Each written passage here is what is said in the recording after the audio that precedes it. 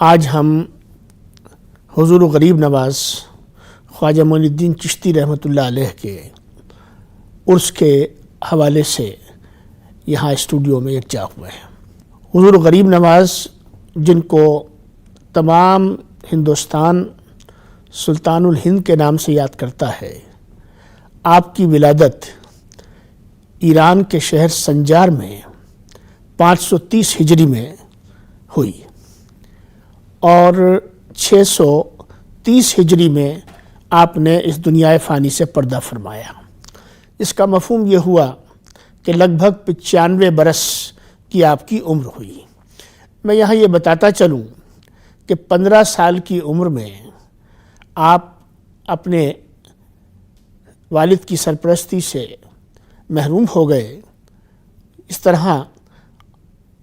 یہ یوں کہیے عام فہم زبان میں کہ 15 سال کی عمر میں آپ کے سر سے آپ کے والد کا سایہ اٹھ گیا۔ اس کے 15 سال تک آپ تقریباً یعنی 15 سے لے کے لگ بھگ 30 سال کی عمر تک جو ہے وہ آپ معرفت الہی کے لیے سمجھیے مختلف جگہوں پہ آپ جاتے رہے، در در کی ٹھوکریں آپ کھاتے رہے اور کوشش کرتے رہے کہ میں کچھ چیزوں کو، ان کی گہرائیوں کو،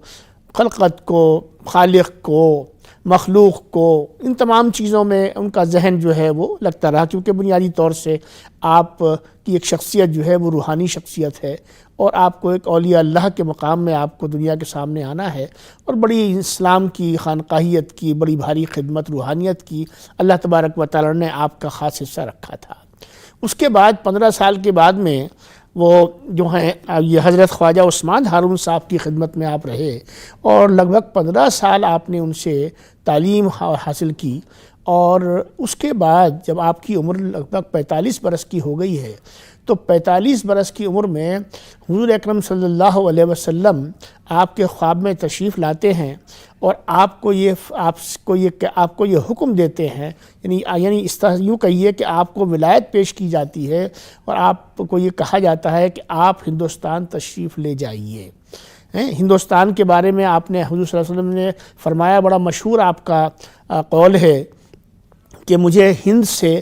ٹھنڈی ہوائیں آتی ہیں، جس کا معنی اور مفہوم یہ ہوتا ہے کہ ہندوستان وہ جگہ ہے کہ جہاں پر خانقاہیت کے لیے، روحانیت کے لیے اور اسلام کی تبلیغ اور دعوت کے لیے ایک بڑی زرخیز زمین موجود ہے۔ تو خواجہ صاحب جو ہیں وہ وہاں سے تشریف لاتے ہیں اور ہندوستان کے اندر وہ سکونت اختیار کر لیتے ہیں اور یہاں پر آپ یہ دیکھیے کہ اپنے تقوی سے، اپنی معمولات زندگی سے، اپنی فقیری سے، اپنی بے لوثی سے،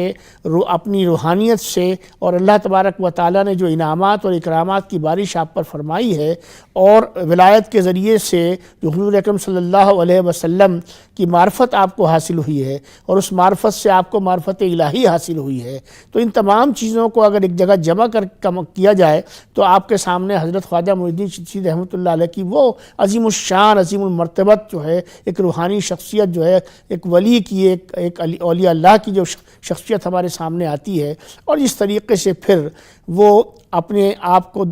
دنیا کے سامنے، وہاں کے لوگوں کے سامنے پیش کرتے ہیں۔ تصور کیجئے اجمیر جیسے شہر میں جہاں پر مسلمان کا میم بھی شاید نہ پایا جاتا ہو، یہ اس ملک کی حسن زن ہے، یہ اس ملک کی خوبصورتی ہے کہ اس نے تمام مذاہب کو، تمام قسم کے ثقافتوں کو، ہر قسم کی تہذیب کو، ہر قسم کی روایات کو، ہر قسم کی یعنی سمجھیے کہ نظریات کو اس زمین نے ہمیشہ جگہ دی ہے اور اس کو پھلنے پھولنے کا موقع دیا ہے۔ یعنی یہ وہ زمین ہے کہ جہاں پہ ذہنی وسعت پائی جاتی رہی ہے، قلبی وسعت پائی جاتی رہی ہے اور نفسیاتی وسعت پائی جاتی رہی ہے۔ یہی وجہ ہے کہ اولیاء اللہ یہاں تشریف لاتے ہیں، قیام پذیر ہوتے ہیں اور اپنی خانقاہ بناتے ہیں اور بندگان خدا اور مخلوق خدا کی خدمت جو اصل بنیادی طور سے جو بنیادی روح ہے خانقاہیت کی، اس کام میں لگ جاتے ہیں۔ اور آپ کو یہ جان کر خوشی ہوگی کہ خانقاہیت کی اور اولیاء اللہ کی سیرت کی سب سے بڑی خوبی یہ ہے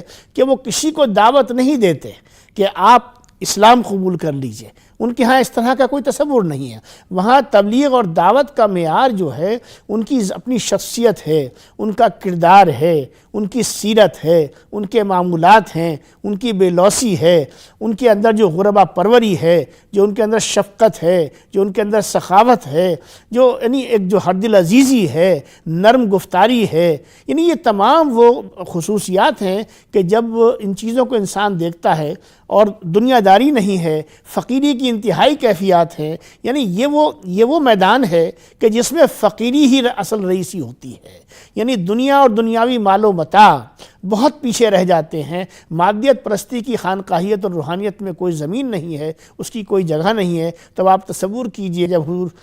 غریب نواز نے اپنا وہاں سلسلہ شروع کیا تو آج یہ اس کا ثمرہ ہے، اس کا یہ پھل ہے کہ آپ کے ہاتھ سے 90,000 لوگ مشرف و اسلام ہوئے۔ یعنی یہ سمجھ لیجئے کہ آپ کے ہاتھ سے اس طرح سے لوگوں کا جوک در جوک جو ہے وہ اسلام کے اندر شامل ہونا، یہ اس بات کا بیان ثبوت ہے اپنے آپ میں، اور ایک نظیر ہے کہ اسلام جو ہے اس خطے کے اندر وہ تبلیغ سے یا دعوت سے نہیں بلکہ کردار سے پھیلا ہے۔ اولیاء اللہ جو ہیں ان کی بہت بڑی تعداد ہمارے ہندوستان کے اس پورے خطے کے اندر پھیلی ہوئی ہے، اور جگہ جگہ جو ہے یہی چراغ جو ہے روحانیت کے جگہ جگہ روشن ہے، اور ہر ولی نے اپنے دور میں اپنی خدمات سے اور اپنی ان تعلیمات سے اور اپنی ترتیب بندی اور ترکیب بندی سے یہ سمجھ لیجئے کہ اس چراغ کو جلایا، اور اللہ کا کرم یہ رہا کہ یہ چراغ جو ہے وہ پھیلتا ہی چلا گیا۔ اور آج یہ دیکھیے کہ آج یہ اسی کا ثمرہ ہے کہ اس انڈین سب کانٹیننٹ کے اندر تقریباً 65 سے 70 کروڑ مسلم آبادی جو ہے وہ پائی جاتی ہے۔ حقیقت یہ ہے کہ اسلام کا جو اصل پیغام ہے، یعنی اسلام جس کے معنی ہی سلامتی کے ہیں، اور مسلمان کون ہوتا ہے؟ مسلمان وہ ہوتا ہے کہ جو سلامتی کے لیے جیے، سلامتی کے لیے مرے، سلامتی کے لیے اپنی خدمات پیش کرے، امن کے لیے، بھائی چارگی کے لیے، ایک بے لوثی کے ساتھ میں اپنے پڑوسی کے ساتھ، اپنے بھائی کے ساتھ، اپنے دوسرے مذاہب کے ماننے والوں کے ساتھ، ہر شخص کے ساتھ میں، جس کے ہاں کوئی تعصب کی زمین نہیں ہے، جس کے ہاں کسی قسم کا کوئی تنگ نظری کا یا تنگ دامنی کا تصور نہیں ہے، بلکہ اس کا در، اس کے دروازے، اس کا دامن کھلا ہے ہر اس شخص کے لیے جو وہاں آنا چاہتا ہے۔ یہ وہ در ہے جہاں انسان کا استقبال اور خیر مقدم ہوتا ہے۔ یہ وہ در ہے جہاں ہندو اور مسلمان اور سکھ اور عیسائی اور جین اور بدھ اور یہودی یہ اس کا تصور نہیں ہے۔ یہاں انسان کا خیر مقدم ہے اور انسانیت کا خیر مقدم ہے۔ آپ خواجہ حضور غریب نواز کے مزار شریف پہ آپ تشریف لے جائیے تو آپ کو یہ لگے گا کہ یہ مزار شریف جو ہے یہ مسلمانوں کا نہیں ہے، یہ انسانوں کا ہے، یہ ہندوستان کا ہے، یہ تمام عالم کا ہے، کیونکہ وہاں جو آتا ہے وہ اپنی منتیں لے کے آتا ہے، اپنی فریاد لے کر آتا ہے، اور اس کو اپنی فریاد اللہ تبارک و تعالیٰ کے فضل و کرم سے اور آپ کی وسادت سے اور آپ کے وسیلے سے وہ منتیں پوری ہوتی ہیں۔ حقیقت یہ ہے کہ حضور غریب نواز کی جو شخصیت ہے اور آپ کا جو کردار اور جو لیگیسی آپ نے اپنے پیچھے چھوڑی ہے، یعنی وہ آج کی اس دنیا میں، جبکہ آپ دیکھیے کہ ہر طرف جو ہے کہیں ایک نفرت کی آندھی چل رہی ہے، تشدد بڑھ رہا ہے، آپسی رواداریاں کم ہو رہی ہیں، اخلاقی گراوٹ کا ہمارے معاشرے کو سامنا ہے، اور اس کے علاوہ ایک دوسرے پر سے بھروسہ اٹھ رہا ہے، پڑوسیوں کے اندر وہ قربت، وہ محبت، وہ الفت، وہ ایک دوسرے کے ساتھ میں شراکت، اشتراکیت جس کو ہم کہتے ہیں، کا جو ہندوستان کی خوبصورتی تھی، جو ماحول تھا، اس ماحول کے اندر آج سین لگی ہوئی دکھائی دیتی ہے۔ میں یہ شکایت کے طور پہ نہیں کہہ رہا، بلکہ میں یہ کیونکہ میں حضور غریب نواز کی بات کر رہا ہوں، میں یہ سمجھتا ہوں کہ یہ چیلنج ہمارے پورے ہندوستانی معاشرے کا چیلنج ہے۔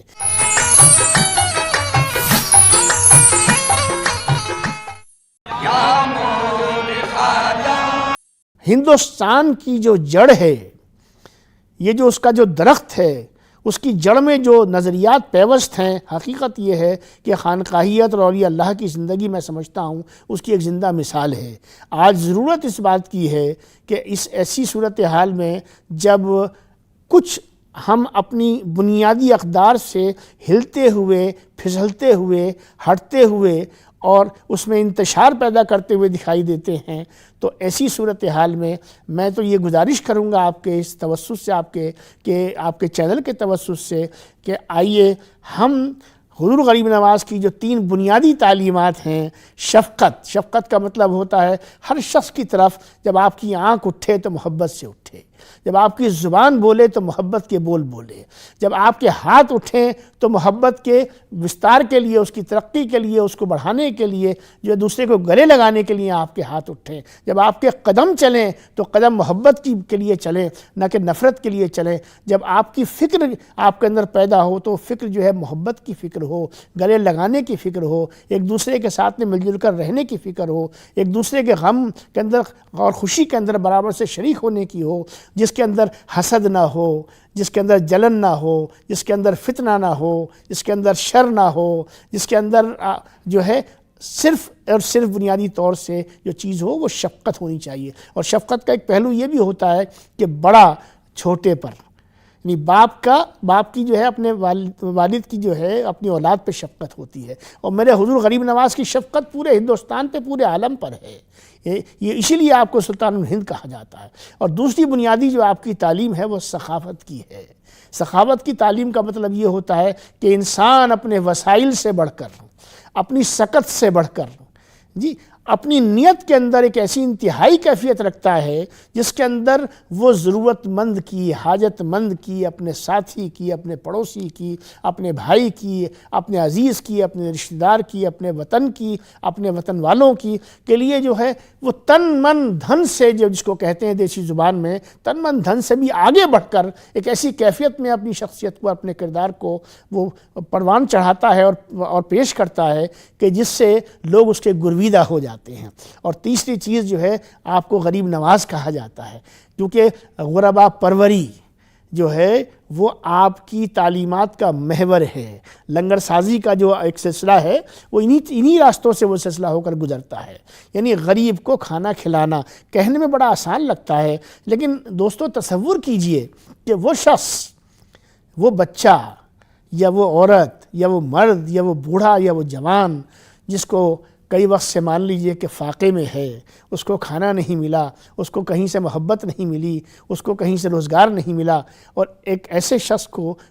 ایسی صورتحال میں کیا چاہیے ہوتا ہے؟ اسے 3 ہی چیزیں چاہیے ہوتی ہیں، اور وہی 3 چیزیں جس کا میں نے ابھی آپ سے ذکر خیر کیا کہ حضور غریب نواز کی ہیں کہ شفقت چاہیے۔ پہلی بات تو یہ ہے کہ آج کل آپ دیکھیں جب ہم غریب کو دیکھتے ہیں تو ہم غریب کو دھتکارتے ہیں۔ خانقاہیت کا اصول یہ ہے کہ غریب کو، جو آپ سے حاجت مند کو، ضرورت مند کو، اگر آپ اس کیفیت میں بھی نہیں ہے کہ آپ اس کی مدد کر سکیں تو آپ کم سے کم جو ہے وہ اس کو دھتکاریے مت۔ اب آپ کوئی عذر پیش کر دیجئے، کوئی ایسی بات کہہ دیجئے، کوئی اس کو راستہ دکھا دیجئے، لیکن یہ ہے کہ اس کو دھتکارنا یہ میں سمجھتا ہوں دنیا کے ہر مذہب میں منع کیا گیا ہے ضرورت مند اور حاجت مند کو، اسلام میں بھی منع کیا گیا ہے، اور خانقاہیت کے اندر تو شفقت اور سخاوت اور غربا پروری جو ہے اس کے بنیادی یعنی اس کے بنیادی مینار ہیں، اس کے بنیادی اس کی تعلیم ہے، اور اس کا سارا نظام ان 3 چیزوں کے اوپر جو ہے کھڑا ہوتا ہے۔ اور میں ایک چیز یہ بھی اس موقع پر کہنا چاہتا ہوں کہ دیکھیے 806 برس ہو گئے، اور جس طریقے سے ہمارے خدام حضرات جن کی تعداد جو ہے وہ کئی ہزار پر جا کر ٹکتی ہے، تمام خدام حضرات جس طریقے سے درگاہ عالیہ کی خدمت انجام دے رہے ہیں، آستان عالیہ کی جس طرح سے خدمات انجام دے رہے ہیں، اور ان کے مابین کسی قسم کا کوئی تفرقہ آپ کو دیکھنے کو نہیں ملتا، بلکہ سب جو ہیں اس خواجہ کی نگری میں پوری انسانیت کی خدمت میں لگے ہوئے ہیں، یعنی یہ بڑی اطمینان کا پہلو ہے۔ آپ دیکھیے کہ جب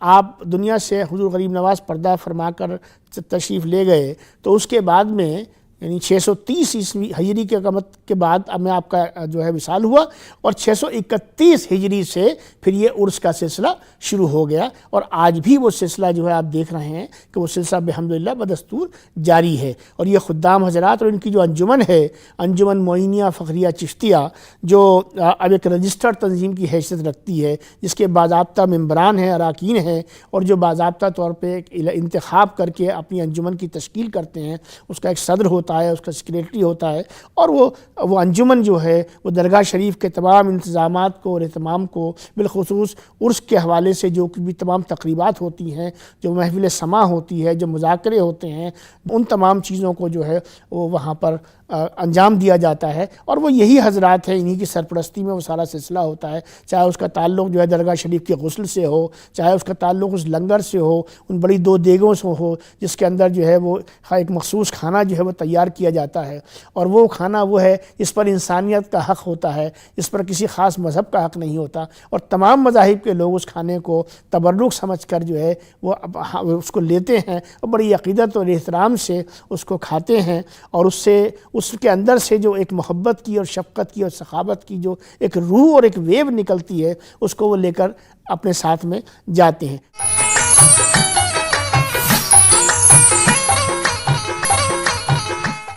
ایک آخری پہلو جس پر میں خاص طور سے آپ تمام حضرات کی توجہ دلانا چاہتا ہوں وہ یہ ہے، دیکھیے آج کی اس دنیا میں جبکہ ہم حضور غریب نواز کی بات کر رہے ہیں، اولیاء اللہ کے کردار کی بات کر رہے ہیں، امن صلح اور سلامتی کی بات کر رہے ہیں، فتنوں کی جڑ کو ہم جو ہے وہ محبت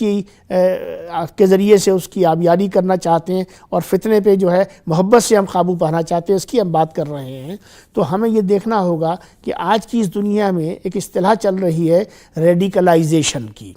ریڈیکلائزیشن کا مطلب یہ ہوتا ہے کہ مذہب کا جو بنیادی تصور ہے، بنیادی تصور کیا ہے؟ مذہب کوئی بھی ہو، ہر مذہب، یقین جانیے اگر آپ مذاہب کا مطالعہ کریں گے تو آپ کو بنیادی جو تعلیم ہے ہر مذہب کی، اس کے اندر ایک یونیورسلٹی، اس کے اندر ایک یکسانیت آپ کو ملے گی۔ میں اس عرس کے مبارک کے موقع پر حضور غریب نواز کا خاص طور سے کے سلسلے کے حوالے سے جو گفتگو کر رہا ہوں، اس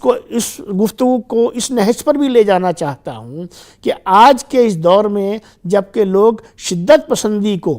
مذہب کے اندر شامل کر رہے ہیں، تشدد کو شامل کر رہے ہیں، دہشت اور وحشت کو اس کا حصہ بنا رہے ہیں، اور معصوم جانوں کا ضیاع کر رہے ہیں، ایسی صورتحال میں میرا یہ بڑے ایک مؤدبانہ گزارش ہے کہ آئیے، یہ ملک جس میں ہم اور آپ رہتے ہیں یہ بڑا حسین و جمیل ملک ہے، بڑا خوبصورت ملک ہے، اس کے اندر ہر طرح کے پھول ہیں، ہر طرح کی کلیاں ہیں، ہر طرح کے پیڑ ہیں، اس میں سینکڑوں زبانیں بولی جاتی ہیں، اس میں ہر چند میل پر لوگوں کے لباس بدل جاتے ہیں، لوگوں کی زبان اور بولی بدل جاتی ہے، اور اس سب کے باوجود سب ایک ہی کنویں سے پانی پیتے ہیں، اس سب کے باوجود سب مل کے تہوار مناتے ہیں، اس سب کے باوجود سب کے سب جو ہیں کہیں نہ کہیں ایک دوسرے کے لیے ایک جذبہ اور محبت کا، اشتراکیت کا جذبہ رکھتے ہیں۔ جہاں کہیں بھی دوستو اس جذبے کو،